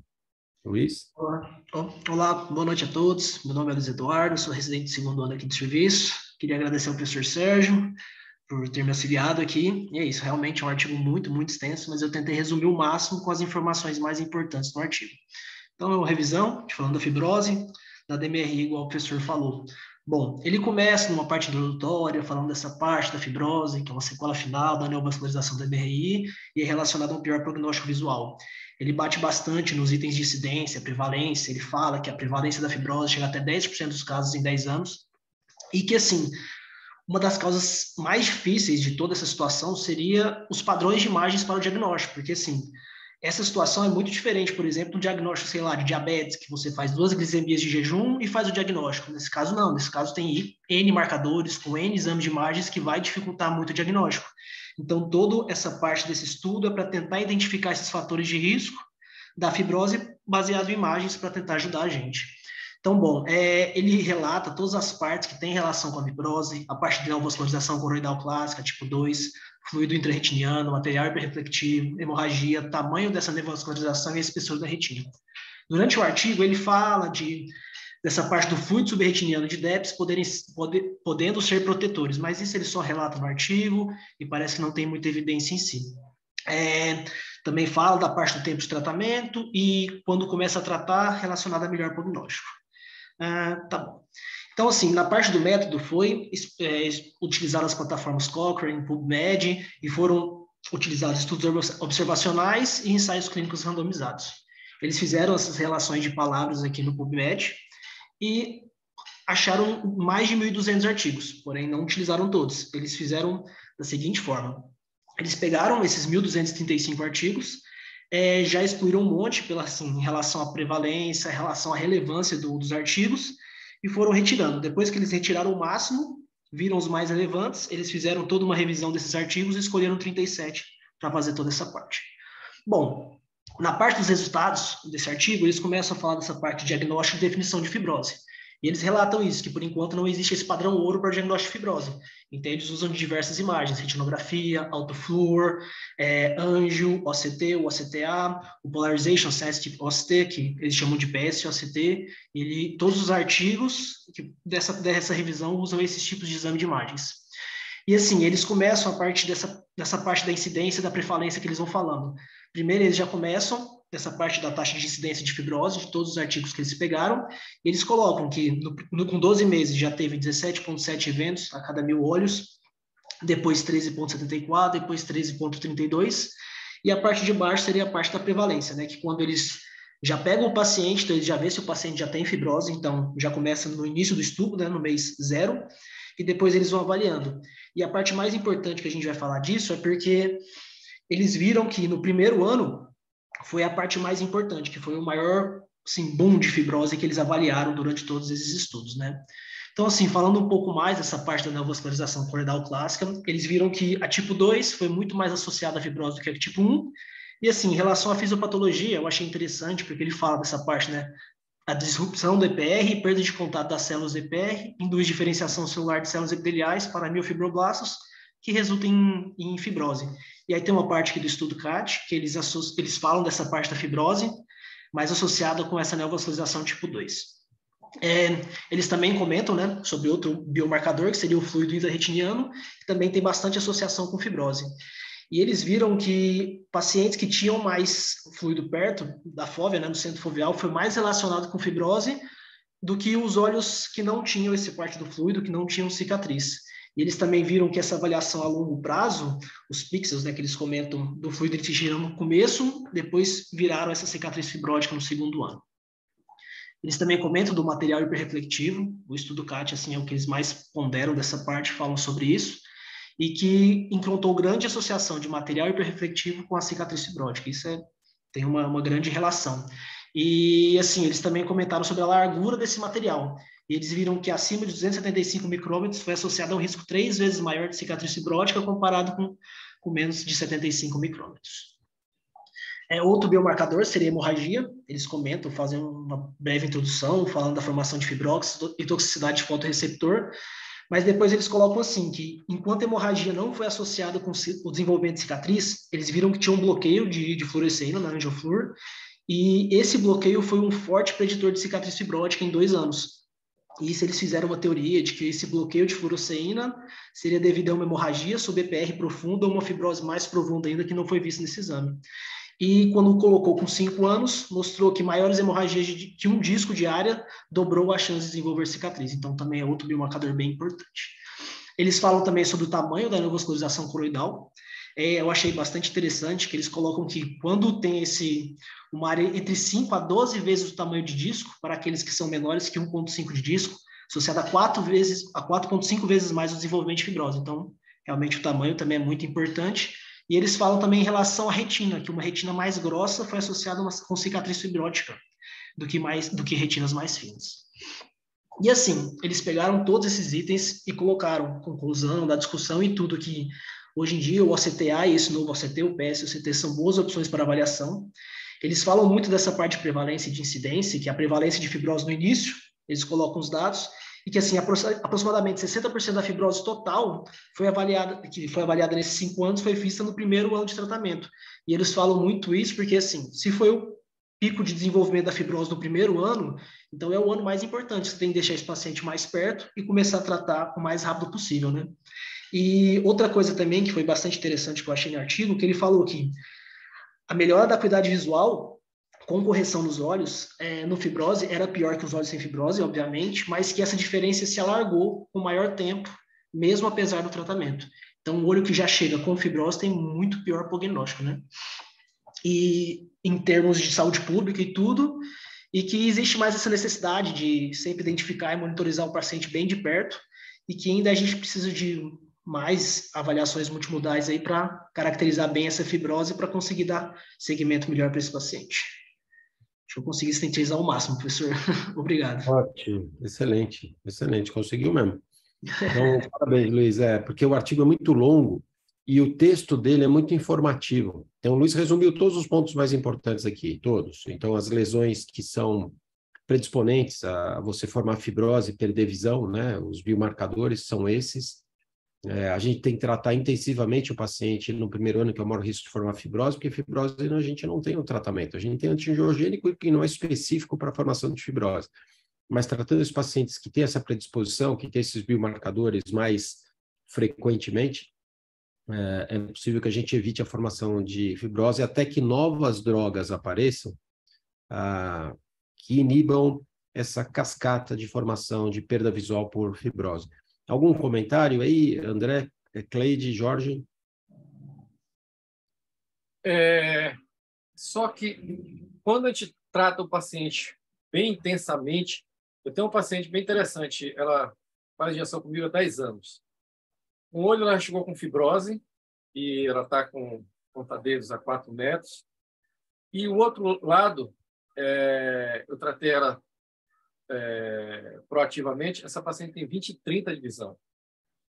E eu acho que o tratamento intenso diminui muito a fibrose. Quando você faz o PRN, que você espera ter alguma ativação para você tratar, sempre estimula a fibrose e você, ao longo dos anos, é o que os estudos mostram, você vai perdendo visão. Se você tratar pouco esse paciente, daqui a 5, 10 anos, ele vai estar com a visão muito menor do que quando você começou. É interessante, Jorge, eu concordo totalmente. O Luiz mostrou isso e o artigo mostra que onde você tem fluido intrarretiniano, suas áreas de recidiva, são as áreas em que você forma fibrose. Concordo, plenamente. E Então, que o fluido subretiniano, por algum motivo, ele protege de alguma forma. Mas sabe por que ele é protetor? Porque ele é só marcador que lá existe uma membrana perfundindo aquela área. Ele é só um marcador de uma membrana. De perfusão, deutério-pimentada. Você tem uma membrana tipo 1 ali que está fazendo um bocadinho, mas está ajudando a nutrição. É isso aí. É isso aí. Tá? É isso. Parabéns, Luiz. Excelente a apresentação. Excelente. E agora a gente vai apresentar o caso cirúrgico. Um xará seu, Luiz Cláudio. Ele vai apresentar o caso cirúrgico. Luiz?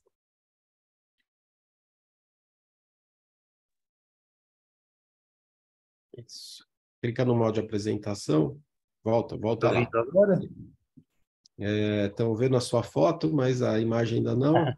Perfeito. Voltou agora? Isso. Reproduz. Voltou. Isso, está na tela. Perfeito. Então, boa noite a todos. Meu nome é Luiz Cláudio Pimentel, sou fellow do primeiro ano de retina cirúrgica e vou apresentar o caso cirúrgico da reunião.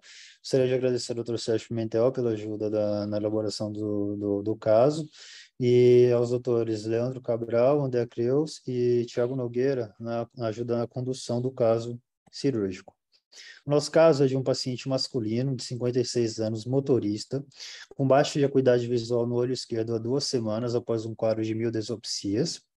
Ele apresentava acuidade visual sem correção 20/20 no olho direito e 20/25 no olho esquerdo. E na bio do olho esquerdo, o paciente era fásco, cristalino transparente e apresentava tabaco doce no vídeo anterior. Aqui a gente tem a retinografia de grande angular, que o paciente apresentava um descolamento localizado na região temporal superior, com a rotura única em ferradura às 2 horas. Aqui, novamente, a outra foto da retinografia de grande angular. E partindo desse diagnóstico e do exame oftalmológico do paciente, gostaria aqui demonstrando também o OCT do paciente, mostrando o que apresentava mácula aplicada. Partindo disso, gostaria de abrir para discussão em relação à conduta no momento. Perfeito. Jorge, qual é a tua técnica de eleição? O que você poderia fazer de técnicas cirúrgicas aqui? Eu acho que todas, né? Qual é a tua técnica de eleição aqui? Atualmente, em pneumoretinopexia. Tenho tido resultados muito bons em situações como essa. E é incrível. Modifiquei bastante minha técnica de acordo o Hashimoto tem preconizado, e isso aí, a chance de colar mais de 90% com o pneu. Perfeito. Então, pneumática aqui, apesar de ter tração, certo? Apesar de ter tração, clássica, mas a indicação clássica é para rupturas operculadas, certo?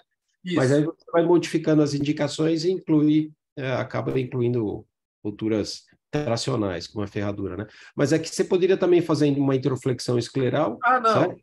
O buckle também seria uma indicação perfeita, ia funcionar super bem. Você podia fazer um buckle só localizado, não precisa nem botar faixa. Eu não tenho costume de fazer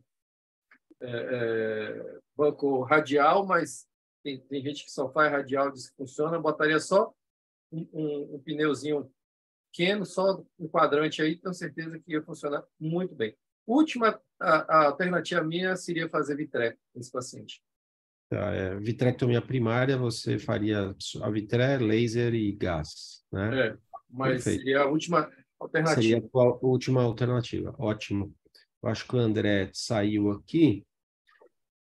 Então, você quer comentar o que foi feito aqui? A gente discute a evolução, Luiz? Pode ser, professor. Então, como bem comentado, nós acabamos optando pela retinopexia pneumática, o HC3F8. Foi realizada a manobra de rolamento e, em seguida, o paciente colocado em posição de cabeça com a cabeça inclinada para o lado direito. No sétimo PO, o paciente já tinha sido realizado o bloqueio da ruptura primária com o laser, com a fotocoagulação, mas o líquido acabou infiltrando a mácula. O paciente que antes era 20/25 apresentava acuidade visual atual de 20/50. O paciente foi submetido a um mapeamento de retina sob identação, não foi observado nenhuma outra ruptura, e a ruptura primária estava bloqueada. A partir disso, eu gostaria de primeiro perguntar o que aconteceu, por que esse líquido acabou infiltrando a mácula? Jorge, você que faz muita pneumática, o que acontece hoje com relação ao pneumático? O princípio principal é o princípio lá de trás do Gonan. Se você tratar o buraco, fechar o buraco, o resto se resolve. Então, você está no sétimo dia, parece ser um obtétrico mental bem saudável, mas pode ser que a bomba não esteja tão boa. Se o buraco você conseguiu fazer laser, é porque você assentou ele e ele vai parar a infiltração de líquido. Eu só faria esperar, porque num período aí de máximos 30 dias, isso aí tende a secar, já que você não viu nenhum outro buraco. Se tiver qualquer outra lesão, aí você tem que tratar, porque vai ser a fonte de vazamento. E depois eu comento a técnica, que a minha é um pouquinho diferente dessa daí, mas está indo super bem. Então, Jorge, aqui o que foi que aconteceu, que a gente já tinha visto na foto anterior, é que o bolsão já estava acumulado na região supramacular, né? Isso. E na área da ruptura já tinha menos líquido. O gás tamponou a ruptura e o gás sobrou. E o epitélio ainda não bombeou. Então, por isso que ele acumulou lá. Basicamente isso, descer o líquido, você está no sétimo dia, certo?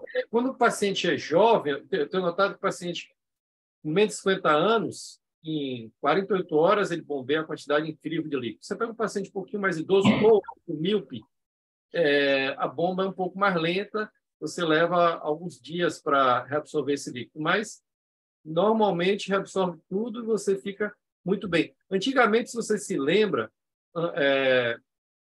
qualquer trabalho de retina que a gente não tinha um OCT ainda, dizia assim, a acuidade visual final só pode ser realmente avaliada após 6 meses. E depois o OCT mostrou que você fazia buckle e ficava um líquido crônico macular por 30, 60 dias, que aos poucos se reabsorvia e a visão melhorava. Então, pode ser só isso mesmo, que o bolsão se deslocou para a região central, que é natural, vai melhorar. Ô Jorge, usando esse gás aqui, que está dentro do olho, se esse paciente fizer uma proniposição, você vai deslocar esse líquido de novo para aquela região, certo? E se ele for ficar algumas horas em proniposição, sei lá, 2 horas, esse líquido vai sumir, talvez você consiga fazer que esse líquido... Mas aí que está a história hoje, que é altamente debatida com relação a isso, certo? Muita gente hoje preconiza que você não precisa se preocupar nem fazer a stream roll maneuver, ou seja, aquela manobra de rolamento que foi falado aí, que era a ideia inicial quando você tem um bolsão grande e você deixa o paciente em posição por umas 4, 5 horas e depois você vai levantando a cabeça aos poucos para que o líquido seja expelido pela própria abertura. Hoje em dia, você acredita que se você fechou o buraco, tanto faz o líquido que você deixou aí, ele vai reabsorver e a acuidade visual vai ser excelente, porque aos poucos a retina vai entrar na posição dela e você não vai ter o displacement, que é a retina saindo um pouco da sua localização, e isso leva muito à distorção de imagem e perda de visão e de contraste ao longo do tempo, porque ela vai, aos poucos, se colocando pelo processo da bomba, que é um processo natural, sem precisar uma manobra agressiva de saída de drenagem do líquido. O Jorge, um outro problema que você pode ter aqui é quando você tem gás no olho. Se esse paciente ficasse nessa posição e você reabsorver, uma movimentação pequena desse gás vai ser formar dobra de retina, né? Inclusive a dobra macular. Isso pode acontecer. Aí que, por exemplo, hoje eu faço assim, não tenho feito mais C3F8. Eu só uso hoje em dia SF6 porque o tempo de permanência dele é bem menor. E você consegue uma bolha grande rápido, porque o SF6 você consegue uma bolha total em 48 horas, enquanto o SF6 pode demorar, C3F8, desculpa, C3F8 pode demorar até 4 dias para chegar ao tamanho dele total. Então, você quer uma bolha grande, rápida, para bloquear o buraco e que essa bolha também se desfaça no período rápido, ou seja, depois de 10 dias você não precisa mais, que é o início da pigmentação do laser, do crio que você venha fazer. E, Jorge, quanto você injeta porque você injeta 0,3 do C3F8 a 100%. Você injeta o SF6 a 100% no mesmo volume? Como é que eu faço hoje? Como é que eu tenho feito? E te digo que estou fazendo toda semana agora. Eu injeto entre 0,6 e 0,7 de SF6 puro e consigo tirar fazendo uma drenagem de câmara anterior, ou seja, uma paracentese de câmara anterior, eu consigo tirar 0,4, 0,5 ml de câmara anterior, e isso, raramente eu tenho uma pressão muito alta, geralmente confiro em seguida como é que está a pulsação da artéria central, se está bem perfundido, que é a única preocupação que eu tenho de verdade, e se a pressão está razoável. A pressão estando boa, eu fico tranquilo e boto o paciente em posição. Não faço mais a manobra de rolamento, só boto em posição para ele ficar bloqueando o buraco. E vejo o paciente com 2 dias, nem sempre faço crio na hora, faço laser no pós-operatório, não tenho ainda oftalmoscópio direto com laser, faço uma perifenda que é muito mais difícil. Todo mundo que tem feito isso aí está dizendo que a melhor coisa é comprar um laser de OBI, que você consegue fazer muito mais rápido, com menos sacrifício, que é muito, muito bom. Mas, basicamente, isso. Uso 0,6 e faço uma paracentese de mais de 0,3 ml, com certeza. O Jorge, injetar 0,3 já é difícil. Injetar 0,6, eu vou te falar. Eu te garanto, eu faço toda semana. No começo eu achava difícil, mudei completamente minha técnica e tenho colado muito mais. Porque em míope você tem uma câmara anterior grande, talvez seja mais fácil tirar, mas se o paciente não é míope, não é... Você tem que... A gente dá uma certa comprimida no vítreo. Vou mandar um vídeo para você do Rajmuni mostrando a técnica dele, que está até publicado na Academia Americana, que é o que eu sigo. Ele consegue tirar mais de 0,4 da câmara anterior. E é possível, a gente consegue. Ótimo, excelente você comentar. Excelente comentário, perfeito. O Luiz, como é que você fez aqui? Você só aguardou como o Jorge está sugerindo? Você fez uma manobra para tirar esse líquido? Como é que você agiu aqui? A gente acabou fazendo uma manobra, professor. Tinha algumas outras perguntas também, como evitar, como os professores comentaram em relação à manobra de rolamento, e se apresentava alguma conduta atual. Nesse momento, nós mudamos a posição de cabeça, como a rotura estava bloqueada e o face down estaria também fazendo o tamponamento da rotura, nós adotamos a posição de cabeça de face down para tentar empurrar um pouco mais esse líquido para fazê-lo drenar pela rotura. O paciente retornou no 30º pós-operatório. Aqui nós podemos observar já as marcas de laser bem cicatrizadas, a rotura bem bloqueada, já sem atração mais na ferradura, mas a gente já consegue perceber que ainda mantém o líquido subretiniano residual nessa região. E aqui nós temos o OCT em comparação com o prévio, demonstrando a redução do líquido. E aqui para mostrar que realmente era o líquido residual dessa região da rotura, nós podemos ver que a retina está colada e apresenta apenas o líquido nessa região próximo ao final das arcadas. Perfeito. Então, esse líquido vai demorar um pouquinho mais. A visão é 20/50. Ele começou com 20/25, quer dizer, ele tem uma complicação, mas ele deve voltar a 20/25 de visão. Como o Jorge falou, esse líquido vai demorar um pouquinho mais para reabsorver, talvez mais um mês, talvez mais um mês e meio, 2 meses, mas ele deve reabsorver completamente. Jorge, eu acho que não foi a manobra que fez diminuir o volume, foi a bomba do pigmentar mesmo que está funcionando, porque você está tão bem pigmentado o laserzinho ali, que eu não acho que mesmo empurrando conseguia passar mais por aquele buraco que estava bem seladinho ali. Eu acho que foi o tempo mesmo que foi a bomba do pigmentar funcionando e vai resolvendo aos pouquinhos. Tá. Então, agora, Luiz, só observar. Ele deve ter a reabsorção. E quantos anos? Ele tem 56 anos, né? 56. Se fosse mais jovem, ele tivesse uma reabsorção mais rápida, né? E ele tinha um quadro agudo, né? 2 semanas, né? Interessante. 2 semanas. Se tivesse um líquido mais crônico, de longa duração, isso podia afetar mais o EPR, né? Mas aqui parece que isso não é dependente do tempo. Muito bom. Algum outro comentário? Você continua aqui ou fechou? Você tem mais segmento desse paciente, não? Sim, professor, tem bastante. Né? Nesse momento, a conduta então ficou expectante por conta do líquido subretiniano. Aguardamos o bombeamento pelo EPR. Mas com 6 meses, o paciente retornou, aqui demonstrando novamente a redução do líquido, embaixo o anterior e em cima o atual. Aqui na região próxima à rotura, demonstrando também que estava reduzindo, mas a acuidade visual, que era inicialmente de 20/25, era 20/100. Aqui a gente consegue observar no OCT que o paciente desenvolveu também um AMER.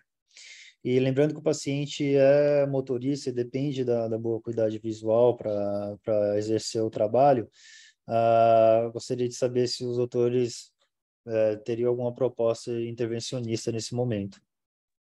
Então, Jorge, aí, ó, as complicações da sua técnica preferida. Ó. Rapaz, eu nunca vi piorar assim, se não tem outro buraco, né? Eu teria que olhar muito esse olho se não tinha nenhum micro buracozinho em algum outro lugar que esteja fazendo isso. Se não tiver nada, eu pensaria em usar um diamoxzinho para melhorar essa bomba de epitélio pigmentar e para ver se ajudava, porque entrar para fazer uma retinotomia seria a última coisa. Podia gerar PVR, gerar complicações outras que você não queria. Então, eu pensaria em usar um diamoxzinho para ver se melhoraria, se não tem buraco nenhum aí que está causando isso. Eu acho que talvez não tenha, porque ele está reabsorvendo, viu, Jorge? Lentamente, o líquido está diminuindo, certo, Luiz? Certo. Aqui em cima o atual, no 6º mês, e aqui embaixo o anterior. Então, diminuiu. Aos pouquinhos está diminuindo. 6 meses assim, não tem bom. Mas, Luiz, eu não vi a membrana epirretiniana que você falou aí. Dá para ver? No nosso CT? Vou botar aqui o OCT.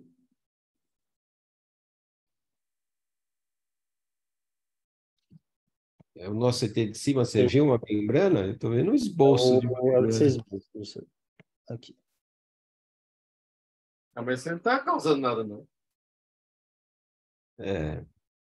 Não... Membrana muito pequenininha. Então, nesse ponto aqui eu concordo que eu não sei se eu interviria para tirar a membrana, não, e para absorver esse líquido eu observaria, continuaria observando, não sei. E o que vocês fizeram? Como o doutor Jorge comentou, a gente entrou com o Diamox para o paciente. A princípio, a gente começou um comprimido de 8 em 8 horas. Ele não apresentou muita tolerância, daí a gente deixou um comprimido de 12 em 12. O líquido demorou 1 ano para ser reabsorvido. Aqui, o OCT realizado esse ano, em fevereiro, em comparação com o último, de 6 meses atrás, mostrando a reabsorção do líquido, e a acuidade visual que estava 20/100, era inicial de 20/25, voltou, houve uma melhora para 20/32. Ótimo. Então, 1 ano, hein? Eu tenho um caso bem interessante, não com descolamento de retina. Um paciente de buraco de mácula.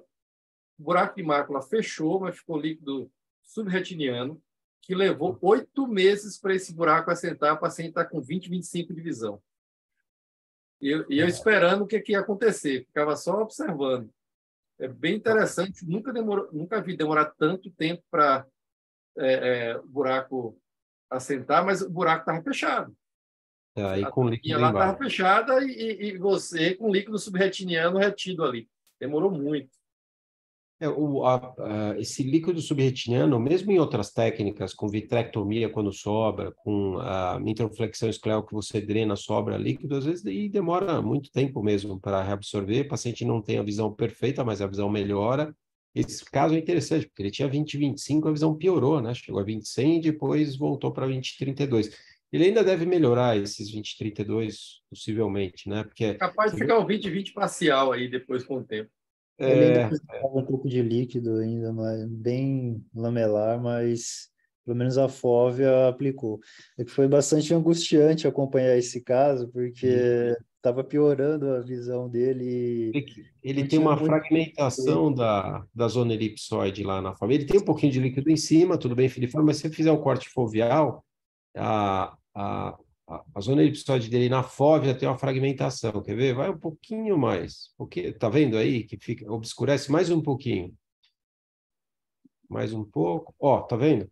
Sim. Bem na fóvea, se tem essa falha, e isso daí acaba se recompondo com o tempo. A limitante externa está preservada, eu acho que é questão de mais tempo aí para isso, a anatomia voltar ao normal e para a função melhorar. Eu não sei se o Diamox, a Mirella está falando aqui do Diamox. Realmente, eu acho que vocês hiperestimam o Diamox, viu? Eu hipoestimo o Diamox. A Mirella está perguntando se o Diamox em dose máxima e por quanto tempo você usou. Então, você tentou usar de 8 em 8, ele não tolerou, você não usou nem de 6 em 6, né? E Não, aí você passou para 12 em 12, usou quanto tempo? ficou praticamente 6 meses de 12 em 12. Você usou 6 meses de Diamox? 6 meses de amostra, controlando o laboratório, sem nenhuma alteração, e controlando também a sintomatologia do paciente. Ou seja, a história natural que melhorou, porque o Diamox não ia fazer... Provavelmente o Diamox só serviu para um grande para você placebão ficar aí tranquilo. para melhorar a ansiedade. Isso. De ambos, do paciente e do E médico. do médico, o médico também fica ansioso, aí você tem que usar alguma coisa para você dizer assim, não, eu estou fazendo alguma coisa, entendeu? A Mirella tá Acho que falando serviu para isso, no tempo que demorou aí, isso aí foi auto-alimentar mesmo, que por algum motivo a bomba dele é muito lenta. Exatamente. Tem pacientes que têm essa alteração. Um exame interessante seria a autofluorescência, que você marca a área toda de PR que ele tem comprometido, né? E em alguns pacientes isso é muito demorado mesmo, é bem demorado. E tudo bem, com visão boa você acaba observando.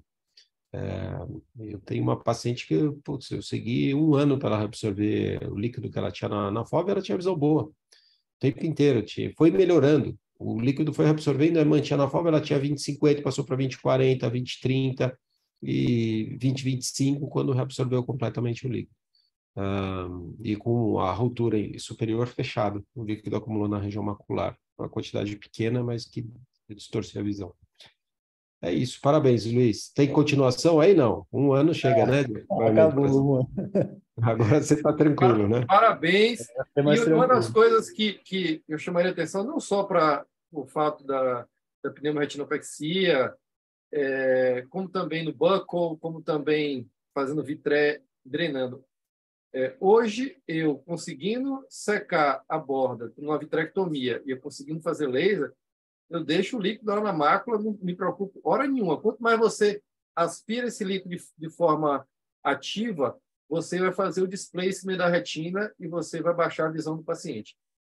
Toda a ideia hoje é menos é mais. Foi até aula magna na Euretina do ano passado, essa ideia do displacement e deixar o líquido subretiniano fechar. Ou seja, o que importa hoje é fechar o buraco e deixar aos poucos a coisa ir absorvendo, porque a retina volta numa posição mais fisiológica, mais anatômica, permitindo melhor contraste, diminuição da anesioconia e todos os malefícios de perda de visão que você tem pela displacement, que é a retina fora do lugar. Então, e o Luiz mostrou na prática o que é isso aí, né? Essa tese aqui, num caso, com 1 ano de segmento. E, bom, Luiz, parabéns. Uma excelente apresentação. Então, eu queria agradecer aqui todo mundo, queria agradecer o Jorge Rocha, que sempre ajuda a gente aqui com sempre esses comentários brilhantes dele. Obrigado, Jorge. A Cleide Machado, o André Creus, os comentários deles. Quem apresentou aqui, o Luiz Cláudio, que apresentou o último caso cirúrgico. O Luiz Eduardo Carvalho, que é o R2, que apresentou o artigo. O Nicolas, que é o R3, que apresentou a imagem. E o grupo de uveíte do HC, que é um grupo excepcional. Carlos Hirata, Joyce Yamamoto e o Camilo, que apresentaram o caso clínico. Tá? Agradecer a todo mundo que ouviu aqui, o pessoal que vai assistir, um número gigantesco que assiste pelo YouTube, a gente agradece bastante. Quinta-feira que vem não vai ter reunião, porque tem o congresso da SBRV no Rio, vai estar todo mundo lá, então infelizmente a gente não está aqui, mas daqui 2 semanas a gente está de volta. E um ótimo feriado para todo mundo, tá? Bom feriado aí, Jorge. Obrigado. Abraço a todos. Tá bom. Abraço, Cleide. Tudo de bom para vocês. Tchau, tudo de bom.